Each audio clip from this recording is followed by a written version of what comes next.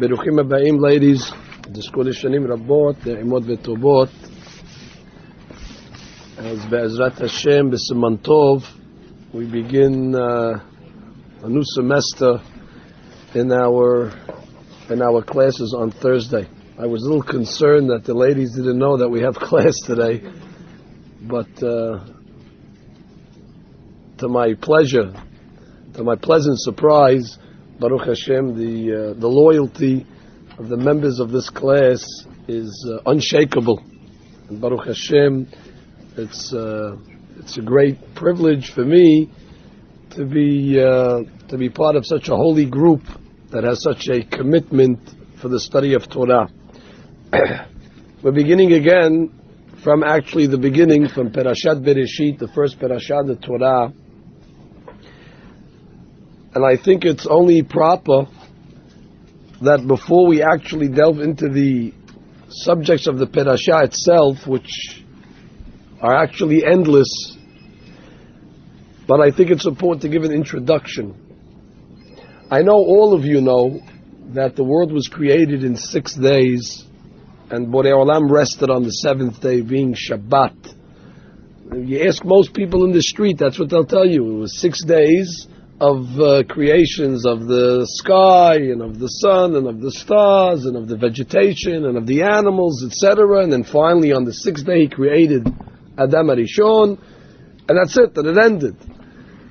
But there's something more than meets the eye over here. The first word of the parasha is bereshit. Bereshit, in the beginning. But the commentator Rashi writes that the word bereshit, the word bet, can actually be interpreted bereshit because of reshit. Bet means because of, bishvil, ba'avur. Because of the item that was called reshit, God created the world. Now, which item is called reshit? So Rashi says there are 2 things in the world that are called reshit. The Jewish nation is called Reshit, and he brings a pasuk that we are called God's choice nation, his first nation, and the Torah is called Reshit. The Torah, this book, is also called Bereshit, the first, the choice book. So what the pasuk is saying, something staggering, that the whole world was created, the cosmos and the galaxies and the billions of people were all created Bishvil Reshit, because of the Jewish people and because of the Torah. Now, we won't say this too loud, but that means that everything that takes place in the world actually revolves around the Jew, because that's the purpose the world was created, which means everything else that you see going around in the world is commentary. It's just, it's window dressing. It's just, side point.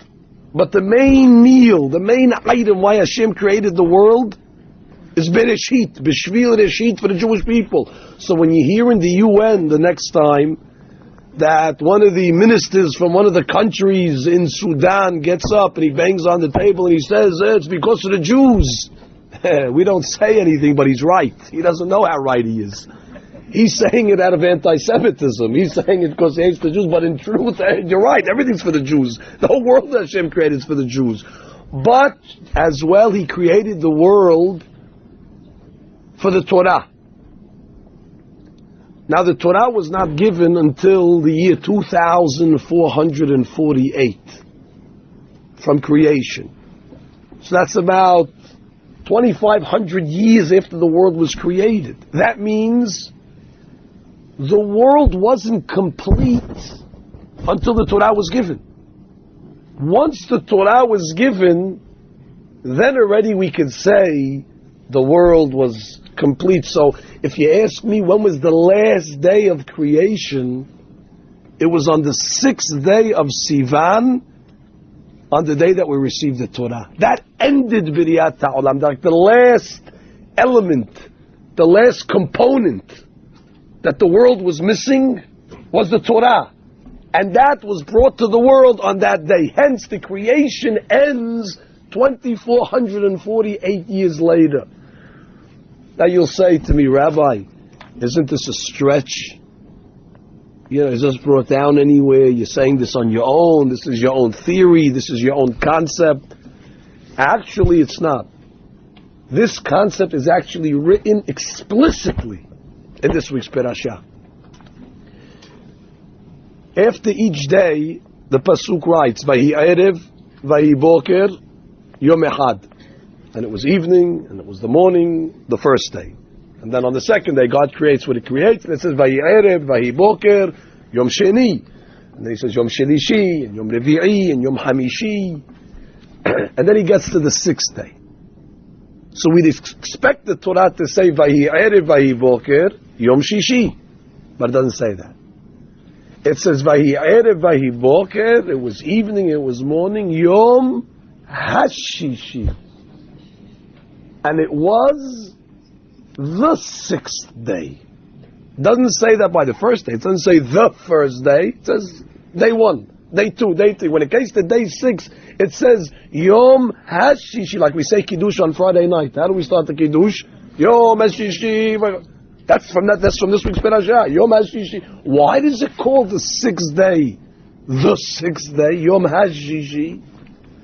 Says the rabbis, because it's referring to not merely the sixth day of the week, but it's referring to the most important sixth day of creation, which was when?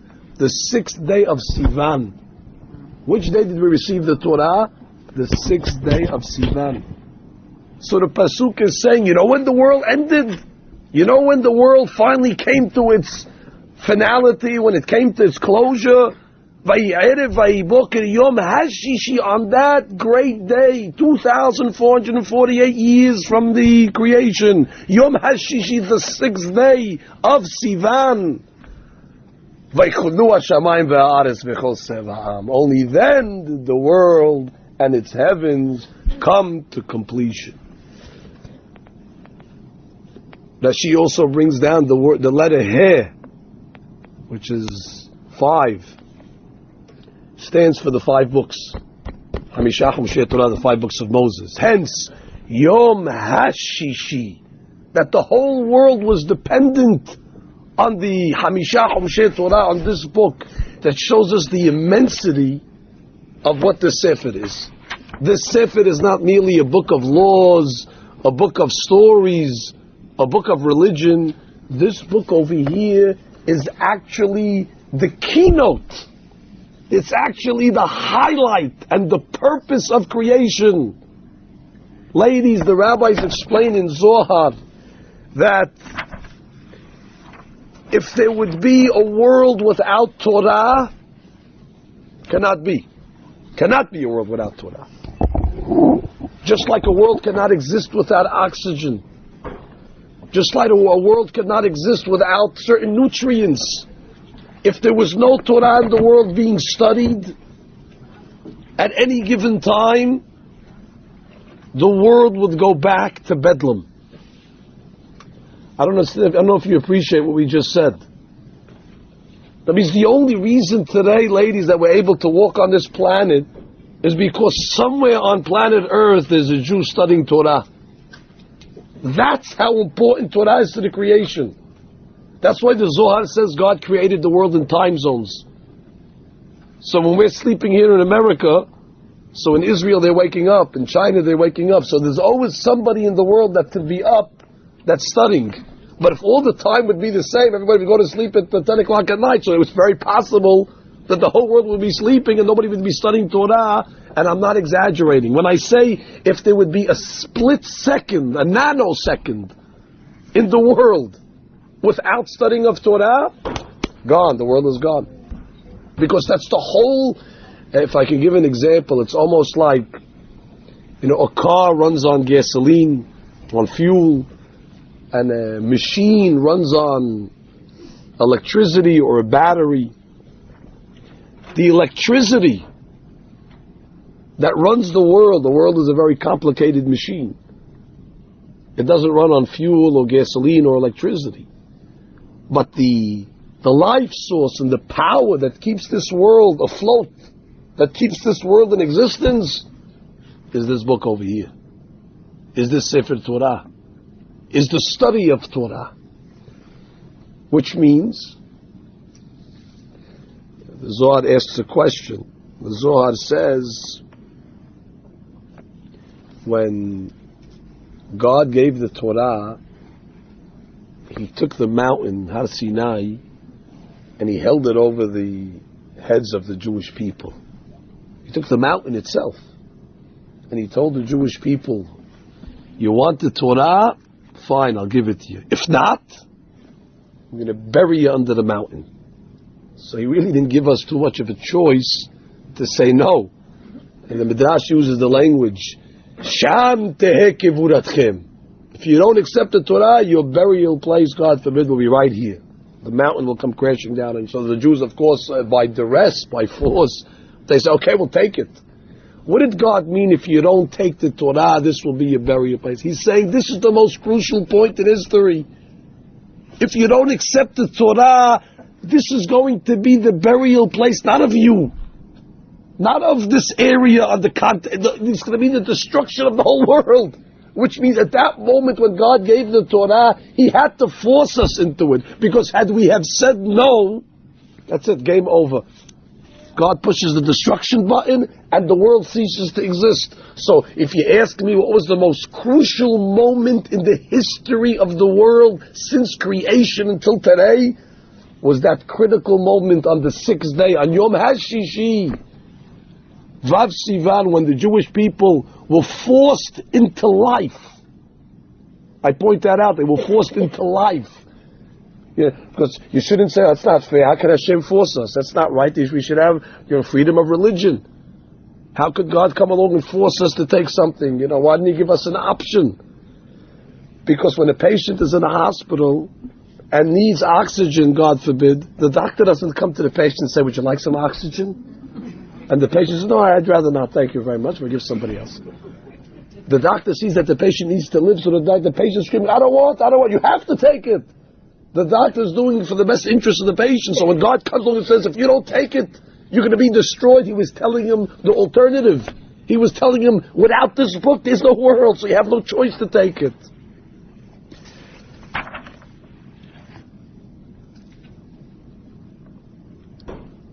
And for that reason, you'll ask a good question, it's a valid question. If the world cannot exist without Torah, and without a second of Torah doesn't work, and all this, so how did it exist for the first 2,448 years? Now, you didn't have Torah then. This is a good question, I agree. So the rabbis tell us that in truth, now I don't profess to understand what I'm going to tell you now, but I'm telling you what they say, the rabbis. The rabbis say that the world was, so to speak, in limbo. Meaning the world was not yet on firm foundation. Now that doesn't mean when Noah was walking on the ground he felt tremors, or when Avraham Avinu was walking he felt like quicksand. But it means, you're right, for the first 2,400 years, God was like giving the world a freebie. It's like a house that runs on electricity, but it has a backup system, it has a generator if the lights go out, so it has an alternate plan, but the generator is only a temporary plan. So for the first 2,400 years, there was like a temporary bypass system that God was carrying the world. But once the time to give the Torah came, that's it. God shut the generator, and now you're on your own. Now you'll ask me, why did it have to be that way? Why couldn't God just give the Torah on day one? And create Adam on the sixth day, and then tell him, okay, Adam, here's the laws, here's the book, here's everything, bekavod. The answer to that question is as follows. The answer to this question is as follows. We can't kid ourselves. The religion, Judaism, the Torah, is by no means an easy task. The 613 mitzvot, it's a daunting task. I mean, even though a lot of the 613 mitzvot don't even apply today. According to the rabbis, out of the 613 mitzvot that are written in the Torah, today, only 270 actually apply. And so we cut away a third practically of the Torah, and still the religion is it's a lot of do's, a lot of don'ts. It's very difficult. God said that you can't just give this responsibility without creating a infrastructure of a nation that'll be able to rise to the occasion to study this Torah. Let me explain it better. You know what a responsibility it is to be a Jew now? The whole key of the world is in our hands. This book now is keeping the world in existence. You know how responsible, you know how scary this is?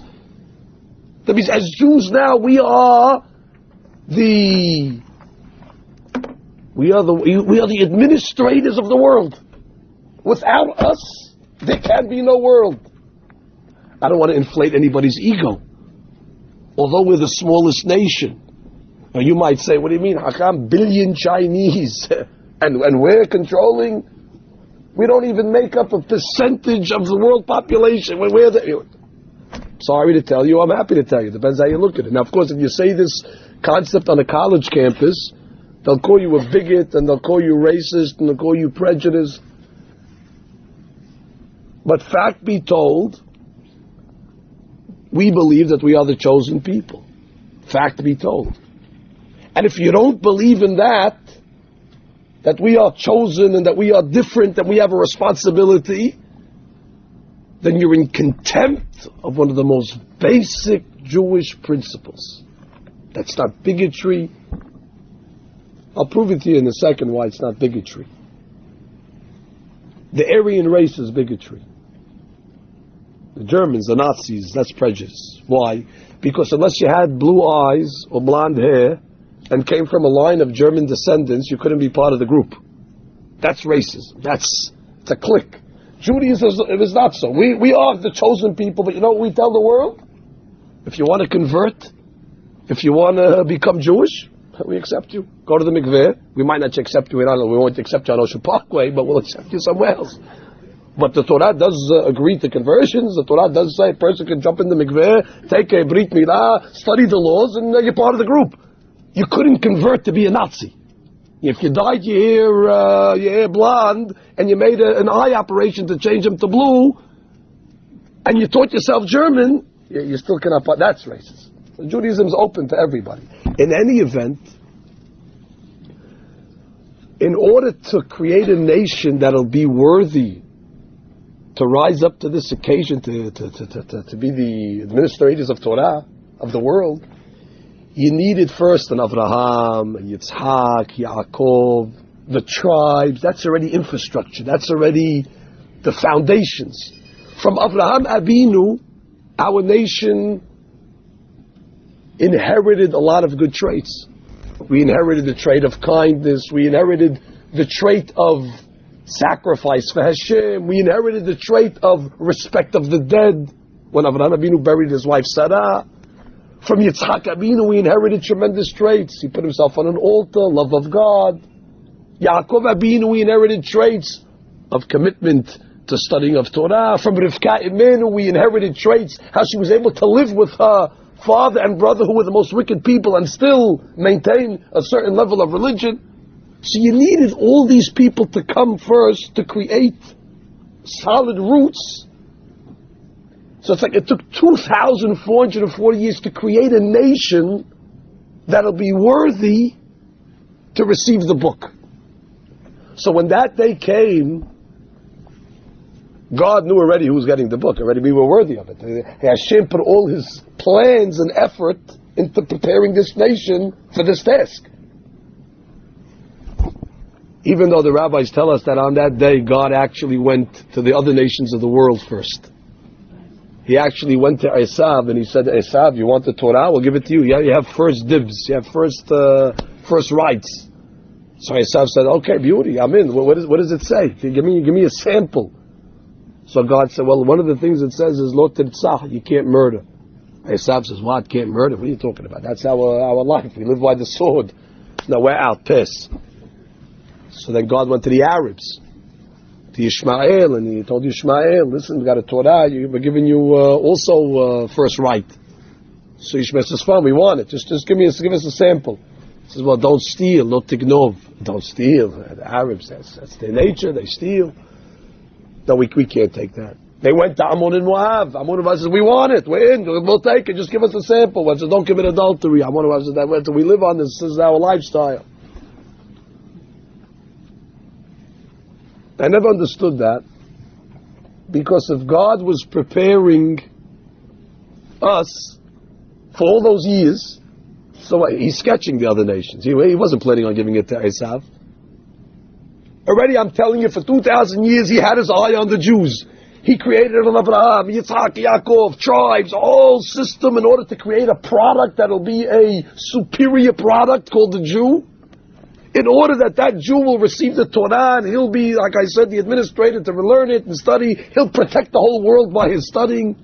So what is God going to Esav and wasting his time for? Oh, do you want it? Do you want it? Do you want it? He knew it wasn't for them. The explanation is, there's a famous mashal, they say, there was a teacher. There was 30 students in the classroom. And the teacher wanted to appoint a monitor, a class monitor, to give out the snacks, to clean up the desks, to make sure everything's in order, to help him keep decorum. Difficult job. And the kid probably was going to miss recess every day, and probably would have to come early to school, stay late to school. But there was privileges to be the class monitor. The teacher obviously gives the student extra credit and report cards, and he gives them leniencies and homework, etc. So obviously the teacher has to look for a child that's most appropriate for the job. Somebody that's by nature responsible. Somebody by nature is clean. You're not going to give the job of class monitor to a slob, to somebody that, and somebody that has a proper behavior, etc. So the teacher had his mind on one child, perfectly suited for the job. But the teacher was smart. He said, if I appoint this one, all the other 29 children are going to be jealous. Oh, why did you choose him? It's not fair. I want to be the monitor. You know how children are. So the teacher was wise. What did he do? He goes to one student who he knows is not a good, he's not organized. And he's, okay, you're the class monitor, you have to organize these papers for me. And the kid sees the paper, there's no way he can figure it out even how to organize it. This job's not for me, give it to somebody else. So he goes to the next student who loves to eat. He says, you're in charge of giving out the snack, but don't eat any. And he sees all the snack. He has 100 bags of potato chips in his hand. He has to eat them. He eats 3 bags himself. He says, well, you ate. Well, this is not for me, this job. This is too difficult. And he goes and he looks at the weakness of every child, which means he knew that they weren't going to be able to do the job. But he wants them to say, take it. I don't want it. I don't want it. So that's what God was doing. God knew he's picking the Jews to give the Torah. But he was worried. Not worried. God's never worried. The concern was that all the goyim were going to come along and say, well, give us a chance, it's not fair, So God says, okay. It's almost like in English there was a fix. It was a setup. So God went there and said, okay, you're the guy, you can be the class monitor of the world. Okay, you're in charge of, make sure nobody kills. What, nobody kills? Oh, we kill? No. Give it to the Jews. We can't handle such a thing. Or Yishmael. So no goy could say, you didn't come to me, you didn't give me an option. But God knew from the beginning that we were the chosen one, and he had prepared 2,400 years of roots in order for us to rise to that occasion. In truth, the world should be very grateful for the Jews. The world should be complimenting us, be sending us gifts, praising us in the newspapers. After all, we're the world monitor. We're the ones that are doing the hard work. They have to do nothing. They can enjoy. They can go after the materialistic pleasures of life. They have no responsibilities whatsoever besides 7 mitzvot, which are really easy. And we are the ones that are responsible to make sure that the Torah is kept in order to give them a world. So we should be getting trophies, we should be getting prizes, they should be standing up at the UN once a week and say, we want to thank the Jewish people, we want to thank the Hakamim, we want to thank the ladies of the Thursday class for coming and studying, because of them, the continents, the 7 continents are still around and the oceans are not flooding the world, we appreciate it. The obvious reason why they don't do that is because of the jealousy, the anti-Semitism. It's interesting, one rabbi said, why we call the mountain Har Sinai? Simple reason is because it was in the Sinai desert. That's obvious. But a deeper reason is because Sinai comes from the Hebrew word sin'ah, hatred. It was at Sinai where anti-Semitism was created. It brought sin'ah, it brought hatred to the world. All the Goyim resented us. It's like the kids in the class. He became the class monitor. So even though everybody else knows that they're not worthy, but still you burn. And why did he get it? You burn that you're not worthy. It's not, you upset it yourself also, part of it. So a lot of it stems from jealousy and things like this. So what about global warming and like the environment's going to blow up soon? No, we don't believe in that. We don't believe in that. All we believe in, even the people that say there's global warming things, nothing is really confirmed on all that stuff. It's theories, hypothetical things. We only believe what we're saying today. The first 3 letters in the Torah, the words is bereshit, bara, Elohim. If you take the last letters, bereshit is a taf, bara is a aleph, Elohim is a mem. Aleph, mem, taf, emet. The first 3 letters already God puts his signature, emet. Emet means the truth, which means this is the only truth in the world. There's no mistakes, there's no flaws. In the New York Times, admittingly, they wrote that they wrote false stories and they made up stories and sheker bechazab. There's no, and not that we're shocked. We don't expect the New York Times to be have any truth in it. But the Torah is the only book where there's not one error or mistake. And it is our responsibility to upkeep this and learn it in order to give everybody else a free ride in this world. Tough job, but we were chosen for it. Now listen to an interesting story in the Midrash, which we might have an understanding for this today. You'll forgive me for going on a tangent, but I'm explaining you the word bereshit. Next year, God willing, will come, I'll explain you the word bara. But now we're saying the word bereshit. Bereshit, because of the Torah, because of Reshit, the world was created. There was a story told in the Midrash between the wise men of the city of Athens, Athens being the capital of Greece, where all the scholars used to be, Goyim, and Rabbi Yoshua. The scholars came to Rabbi Yoshua with 2 pieces of cheese on the table. And they asked him, 2 white pieces of cheese.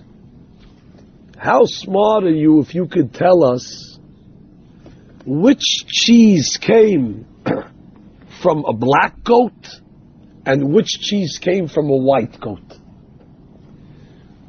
Now this is a question, there's no way you can get the answer. A black goat and a white goat both have white milk. There's no way you can tell the answer. So what does Rabbi Yeshua do? He takes out 2 eggs and he puts them on the table.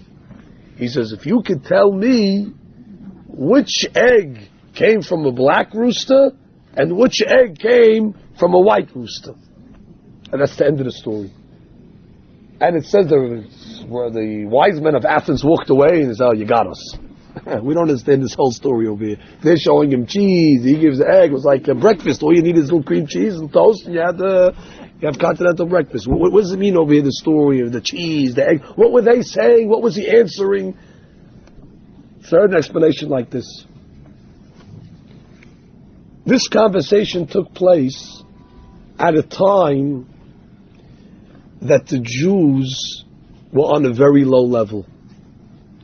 That the Jews actually were not acting according to their responsibility. They were worshipping Avodah Zarah, They were not fulfilling the mitzvot. They were acting like all the other goyim in the world. So the wise men from Athens came to Rabbi Yehoshua and said, you Jews walk around and you say you're the children of Abraham, Yitzhak, and Yaakov. What makes you any different than us? If you look at our history, we also come from Abraham, Yitzhak, and Yaakov, which means the Arabs also are the sons of Abraham. Esav is also the son of Yaakov. So therefore, if your behavior would be different than ours, we understand you're special. But you act like us, so why do you get preferential treatment? So they showed the rabbi 2 pieces of cheese. So this comes from a black coat and this comes from a white, but you can't tell the difference. There's no way to tell them what makes one better than the other. You're just as guilty as us. You don't deserve the preferential treatment that God's giving you. It's not fair that you still have preferred status of the nations of the world. Why is it Asher Baharbanu? You should not be privileged anymore. So what did the rabbi say? The rabbi took out 2 eggs and said, no, the Jews are not like 2 pieces of cheese. They're like 2 eggs.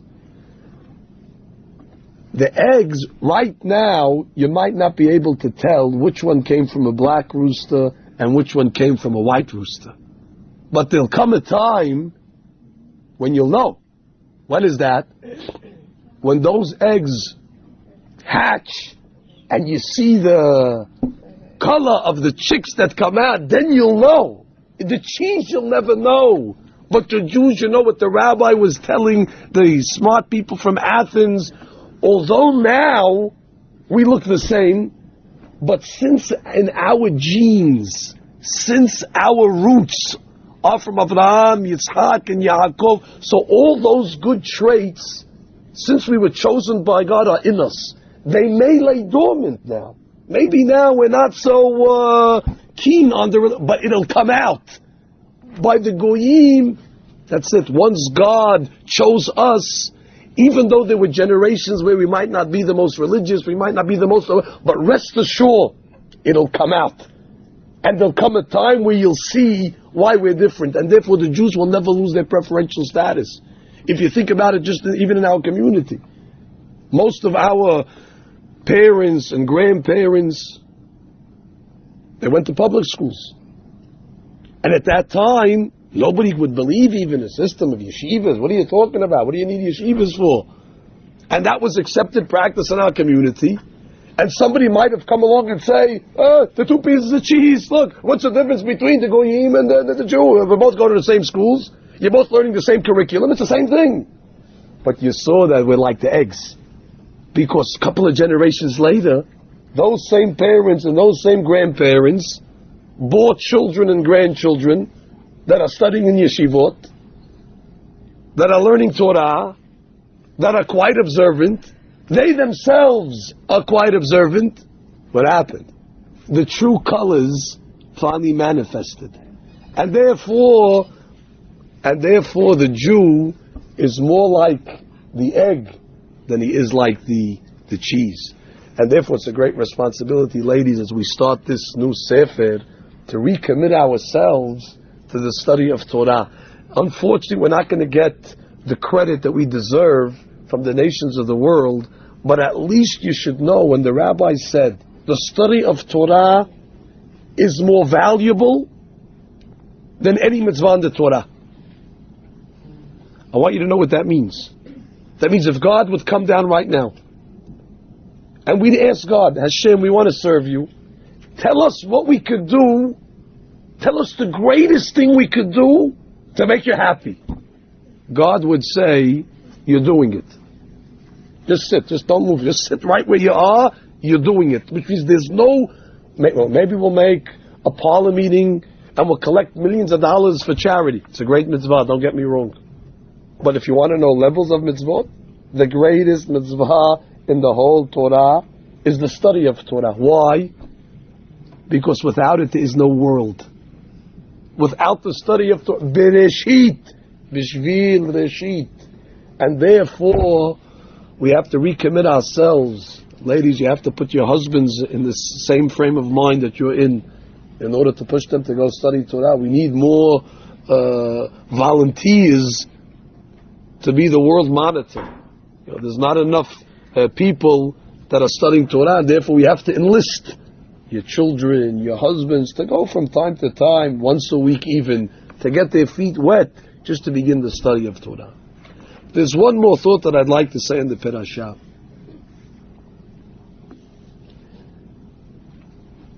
In the beginning of the parashat, when it starts to discuss the creation of the world, there was a rabbi called Rabbi Yitzhak. He had a question. His question was, why does the Torah begin with the creation of the world? The Torah should have began maybe with the mitzvot, with the laws. The Torah is a law book, it's not a storybook. So why did it start off that God created the world? So he says, because if anybody is going to have a claim in the future, when the Jews take over Israel, the Goyim are going to come along and say, it's our land. We were living here first. When we took over Israel in the times of Yehoshua, there was people living there. We didn't take an empty mass of territory. There was the Canaanite people living there. We went in, we threw them out, and we took over. So if somebody comes along and says, well, what do you mean? The Jews are thieves. How'd they take a land and kick out an empire? So the answer is right at the beginning of the Torah. The world belongs to God. It doesn't belong to people. Even though when you were young you learned the song, this land is my land, this land is yours, we don't believe in that song. The land belongs to God, property of God, and therefore God is the landlord. He could decide who to give the land to and who not to give the land to. So this over is a very important pasuk. So I was always bothered with this concept. So you tell me the whole reason why the Torah starts off with that God created the world is to show us that He's in charge. So therefore, when the Goyim will have a claim against us, how come we threw them out of the land? We have the answer right here. Now I want to ask you a question. You think the Goyim are going to accept this answer? Well, we're going to go to Yasser Arafat and say, bereshit bara Elohim. Look at Rashi. You think he's going to hear? He's interested in hearing Rashi? What are you talking about over here? He doesn't know. He doesn't want to know. He's not interested. The answer is like this, and it's very, very tied in with the current events of the day. We see what's going on in Israel today, where there is a liberal movement amongst the secular government to make concessions with the Arabs, to give back the land. And their logic is, hey, listen, the Palestinians are right. I mean, there were Arabs living in Israel for thousands of years. Who are we to come in and start taking a land? Just because we're Jewish. But the land of Israel is made up of many denominations. Why should we have rights more than anybody else? And therefore they make concessions. There was a point where they were willing even to give back Jerusalem. Now, as religious Jews, we sit back and say, the truth is, why? Why are we putting the Palestinians? Why don't we give them the land back? Well, not that they ever had the land, we understand. But why don't we get the Arabs over there? They were living there also for thousands of years. Why are we so stubborn? Maybe it's not fair. So the answer is not for them. The answer is for us. You have to know that it's not their land and it's not our land. The land belongs to God, because bereshit bara Elohim et hashamayim ve'et haaretz. God created the land, and He is the landlord, and He decides which tenants will live in His land at different times in history. So therefore, it's not ours to decide, and it's not theirs to decide. It's in the hands of Borei Olam. And the truth is, throughout its history, Israel had many tenants.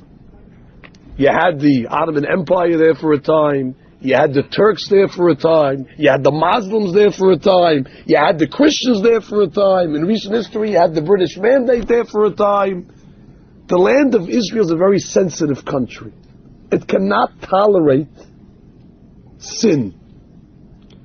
Rabbis even tell us, you're probably safer living outside of Israel than living inside of Israel. Because outside of Israel, God almost, He's lenient with the behavior. But inside Israel, God is the landlord himself. He signs the lease. Outside of Israel, He gives it over to angels to handle. So He's not monitoring it, so to speak, as strict as Israel. Therefore, God forbid, just look in recent times, in the 52 years that we have the country, how many casualties of war and how many casualties of car accidents, God forbid, just in the land of Israel. We're talking in the thousands. I don't mean 2,000, 3,000, 20, 30, 40,000, God forbid, deaths of Jews, Has v'Shalom, more so even than outside of Israel. We think it should be the opposite. Israel's called holy. Israel should be protected. It's only because that's considered the palace of the king. And in the palace of the king, you have to be on extra good behavior. And God forbid, even a little infraction in the land of Israel, God forbid, can cause, Has v'Shalom, great punishment. And the Torah starts off with that claim that you have to know it's my world and you have to live by my rules. And therefore, if a Jew, whether you live in Israel or New York, is in contempt of the Torah, so there's a breach in contract. And Borei Olam is not going anywhere.